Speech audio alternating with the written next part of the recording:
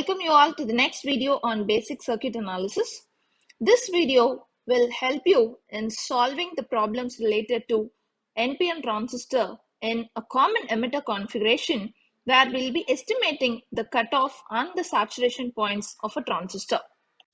This is the common emitter configuration circuit, and we have also seen the DC load line analysis with respect to the output characteristics of common emitter configuration in the previous video. The video link is shared in the description box below and in the I button. This graph shows the characteristics at the output end, where we have plotted with respect to the output collector to emitter voltage and the output collector current IC for different constant values of IB. So we have varied IB and we have plotted the output characteristics, and you can also observe here that there is a DC load line attached. And what is this cutoff point? The point where the load line, the white line is the load line, where this load line intersects with the IB equal to 0 curve. So this is the IB equal to 0 curve. When the load line intersects with IB equal to 0 curve, the point of intersection is called as the cutoff point. Okay, at this point, the IB is 0 and only a small amount of collector current. You can see here the collector current is going to be less, and also the collector leakage current also will exist, but the amount of collector current will be very less. At cutoff, the base emitter junction, so this is the base to emitter junction, the base to emitter junction no longer remains to be forward biased, and the normal transistor action is lost, which means what is the normal transistor action? The normal transistor action is the switching application. So that application, which means it is not going to be in the on state, rather the switch will be, the transistor will be acting as an off state switch. So that is the reason here we say that it is losing the normal transistor action. That is completely because the base emitter junction remains no longer forward bias. So therefore the IB current, the base current is 0 and only a small amount of collector current remains. Therefore, at cutoff, the VCE, the collector to emitter voltage, will be exactly equal to the total supply voltage, which is VCC. Now we will discuss about the saturation point. What is the saturation point? The point where the load line. So let us consider the same DC load line, which is indicated in the white color. The point where this load line intersects with IB equal to IB saturation curve. So here cutoff point we have marked with IB equal to 0 intersection. Saturation point we mark with IB equal to IB saturation curve.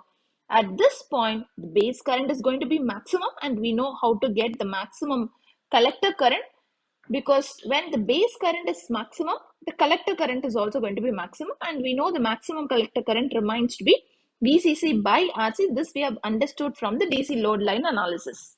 So at saturation, the collector to base junction, which means this junction, the collector to base junction will no longer remain reverse biased, because there is a huge amount of collector current that is flowing, right? Because of the base current maximum. So if the base current is greater than IB saturation, then collector current cannot increase, because the collector to base junction is no longer reverse bias.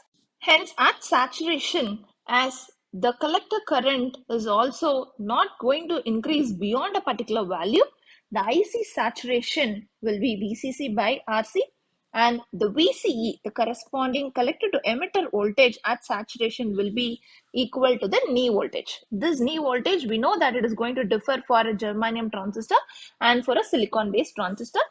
There is one more region which is between the cutoff and the saturation, which we call it as the active region. In the active region, the collector base junction remains reverse biased, while the base emitter junction remains forward biased. Consequently, the transistor will function normally in this region, and we provide biasing to the transistor to ensure that the transistor always operates in the active region to maintain its normalcy. From our previous discussion, it is very clear that the transistor is going to operate in any one of these three states, either in cutoff or in saturation or in an active state. The state of a transistor is completely determined by the states or the conditions of the emitter base junction or the collector base junction. So in such a case, when we have to discuss about the cutoff state, both emitter base junction, the collector base junction, both are going to be in reverse bias condition, which means if the transistor is operating in the cutoff state, there is no base current. When there is no base current, there is no collector current or the emitter current. So that is, the collector to emitter pathway is completely open, and we can say that the transistor is going to behave like an open state switch. Okay, so coming to the saturation state, where the collector and the emitter are shorted together, that is, the transistor behaves like a switch that has been closed between the collector and the emitter. In such a case, your both emitter base junction and the collector base junction will be forward biased. So therefore, IC will be completely equal to IE. So both collector current and the emitter current will be equal, because they are completely shorted together, right? So the same current only flows from the collector to the emitter. Now coming to the discussion of the active state. So in the active state, the collector current is going to be beta times the base current. Okay, why? Because the emitter base junction is only forward biased, whereas your collector base junction behaves like a reverse biased PN junction diode. So when the transistor is in active state, we have understood that the IC is going to be beta times IB, and therefore a transistor acts as an amplifier when operating in the active state. So amplification means here we consider only the linear amplification. In fact, the small signal amplifiers are the most common linear devices. So with this, we summarize the three operating states of a bipolar junction transistor. Now we will try to understand the problem solving approach to determine the transistor state. So here I have considered an example where the circuit shown here is having the details of the base resistance, collector resistance, and then we have the total supply voltage, which is the 10 volts of VCC, and we need to find out the base supply voltage VBB that is going to put the transistor into saturation with beta equal to 180. So now the transistor state has been clearly mentioned that it has to operate in the saturation region, but what is the voltage that is going to make the transistor to enter into saturation is our objective. So that we will solve with all these details. So as per the given statement that the transistor has to be put into a saturation state, we understand that the collector is completely shorted with the emitter. So therefore, the VCE will be equal to 0. So the collector to emitter voltage will be 0. And the collector current will be equal to the emitter current, and collector current will still be beta times the base current. So first let us find out what is the collector current at saturation, which means IC saturation, we can write it as VCC minus VCE. See, at this end, I am applying the Kirchhoff's law. Okay, so then when you apply KVL, you will be getting VCC minus VCE by RC, because you have a collector resistance there, and we know VCE is 0, so which means VCC by RC. Okay, this we have also derived in the previous slides. So 10 is a VCC, RC is given as 1 kilo ohms. So therefore it is very easy. IC at saturation, it is going to be 10 milliamps. Now what is IB? IB is equal to IC sat at saturation divided by beta. Beta is given as 180. This is 10 milliamps divided by 180. Therefore, IB, the base current, will be equal to 0.055 milliamps, or you can even write it in terms of microamps. So now we will start applying KVL at the base circuit, where we will have VBB minus IB RB. There is a base current that is flowing across this RB, and then we have this VBE. So now with this, we will try to create an equation for the base circuit, where we will be having VBB minus IBRB minus VBE, which is going to be equal to 0. So from this, I have to determine what is my VBB. This will give us VBE plus IB times RB. VBE is zero point 0.7 volt because if it is not specified as silicon or germanium transistor, we take it by default as a silicon transistor and we apply VBE to be 0 0.7. Plus IB we have found out just now, just 0.055 milliamps, and RB is in kilo ohms. So let me just cancel out milliamps in kilo ohms. So this will give us 0.055 into 50. Then we'll be having VBB supply voltage at the base, which is going to be 3.45 volts. Therefore, when VBB is going to be greater than or equal to 3.45 volt, the transistor will be in saturation.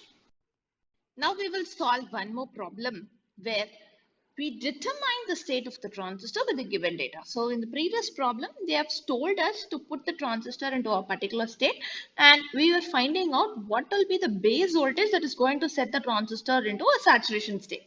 Now here, all the other data are given, VBB is given, VCC is given, and then we have beta also, RE, emitter resistance is given, and RC, the collector resistance is also given, but we have to find out for 2 kilo ohms and for the 10 kilo ohms. So for each of the collector resistance, we are going to determine what will be the state of the transistor. Either it is going to be in cutoff or active or saturation state. So first let us determine what is the emitter current, because once we find out this, then emitter current, we will assume that this emitter current is going to be equal to IC, because straight away we cannot determine what is the transistor state without having the details of the collector current. So for that, we initially make some assumption that the transistor is operating in any one of the state, and then we will proceed with the analysis, and then we will find out whether our initial assumption was correct or not. So based on that, we will try to do the analysis to determine the state of the transistor for these two conditions. First, to determine IE, the emitter current, I require the emitter voltage, which is VE. VE, I can write it as VB minus VBE. VB is nothing but VBB minus VBE. So now we have VE, where VBB is 2.5 volt. VBE, we know it is 0.7 volts. So therefore, my emitter voltage will be equal to 1.8 volt. Once I have the emitter voltage, now it is easy for me to find out the emitter current, which is VE by IE. RE is given as 1.5 kilo ohms. So therefore, this will be around 1.2 milliamps. Now we have to find out what is the transistor state when RC is equal to 2 kilo ohms. So initially we assume that the transistor is going to be in active state. So for the active state, we know that IC will be equal to beta times IB. So first we will find out what is IC. IC will be equal to IE, and we know what is IE, which is 1.2 milliamps. And with this, we have the data of beta, where beta is nothing but 100. So therefore, it is easy for us to find out what is IB. IB will be IC by beta. So 1.2 milliamps divided by 100 will give us 0.012 milliamps of base current. Now we will find out at the collector end, the collector voltage we need to find out, which is VC. VC will be VCC minus ICRC. So you can see here at this point we are measuring what is the collector voltage. So we need to take this supply voltage and subtract it with the drop across this resistance, which is IC times RC. So all the data we have it at our hand. So we have VCC, which is 10 volt, minus IC, we have found it as 1.2 milliamps. RC, we know that it is 2 kilo ohms. So just 1.2 into 2, this will give us 7.6 volts. So if it is 7.6 volts, VC is actually greater than VE, because the emitter voltage was just 1.8 volt. Since VE was 1.8 volt, VC is greater than VE. Therefore, whatever I have assumed is completely correct. When the collector voltage is greater than the emitter voltage, then the state of the transistor is going to be completely active state. Now for the second case, again we will follow the same approach to determine the state of the transistor. So for RC equal to 10 kilo ohms, we need to identify. So initially we do the same assumption of transistor operating in the active state. IC, IE, IB doesn't change with respect to your collector resistance. So all those things retains the same. Only we need to estimate what is the collector voltage, if that is going to be greater than your emitter voltage or less than the emitter voltage. So with this, again, we will find out what is the state of the transistor. Now here I have calculated what is VC, the collector voltage, and the collector voltage seems to be minus 2 volts, which is definitely lesser than the 1.8 volt of emitter voltage. So therefore our assumption is definitely wrong.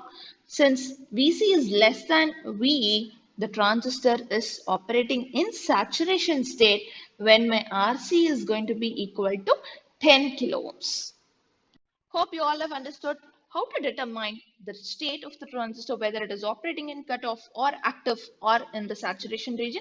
And we have also clearly understood in which state the transistor is going to operate, like an open state switch or like a closed state switch or like a linear amplifier. The other problems related to the BJT circuits, common emitter configuration, common base configuration, the DC load line analysis, all these video links are shared in the description box below and in the I button. Catch you all with another interesting video on the problem solving approach. Until then, stay safe. Thanks for watching this video through Electronics Insight channel.